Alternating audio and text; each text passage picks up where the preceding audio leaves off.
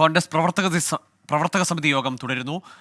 Rahul Gandhi, Priyanka Gandhi, Mallikarjun Kharge, Ramesh Chennithala, K C. Venugopal എന്നിവർ പങ്കെടുക്കുന്നു. വിനീത വി.ജി ഡൽഹിയിൽ നിന്ന് വിശദാംശങ്ങളുമായുണ്ട്. വിനീത, ഹരിയാനയിലെയും മഹാരാഷ്ട്രയിലെയും തെരഞ്ഞെടുപ്പ് വിശകലനമടക്കം ജാർഖണ്ഡിലെയും മഹാരാഷ്ട്രയിലെയും തെരഞ്ഞെടുപ്പ് വിശകലനമടക്കം ചർച്ചയാവുന്ന യോഗമാണ്. മഹാരാഷ്ട്രയിലെ തെരഞ്ഞെടുപ്പുമായി ബന്ധപ്പെട്ട പരാതിയുമൊക്കെയായി കോൺഗ്രസ് മുന്നോട്ട് പോവുകയുമാണ്. യോഗത്തിന്റെ പരിഗണനാ വിഷയങ്ങൾ എന്തൊക്കെയാവും? ഗോകുൽ, യോഗം ഇപ്പോഴും പുരോഗമിക്കുകയാണ്. ഉച്ചയ്ക്ക് 3 മണിയോടുകൂടിയാണ് യോഗം ആരംഭിച്ചത്.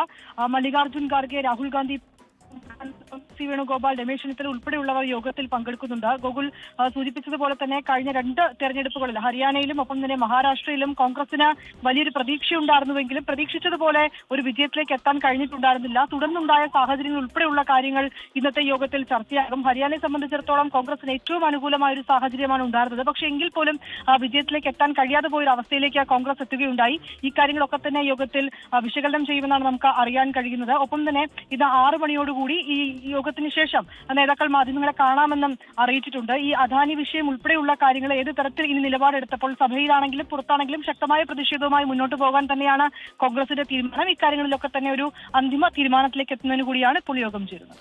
ശരി, അദാനി വിഷയത്തിൽ നിരന്തരമായി തുടർച്ചയായ ദിവസങ്ങളിൽ സഭ സ്തംഭിപ്പിക്കുന്നതിലും പ്രതിഷേധിക്കുന്നതിലും തൃണമൂൽ കോൺഗ്രസിനടക്കം അഭിപ്രായ വ്യത്യാസമുണ്ട്. അക്കാര്യത്തിലൊക്കെ കോൺഗ്രസ് ഇനി എന്ത് നിലപാടെടുക്കും എന്നതാണ് ഈ AICC യോഗത്തിന് ശേഷം ശ്രദ്ധയോടെ നമ്മൾ നോക്കുന്നത്.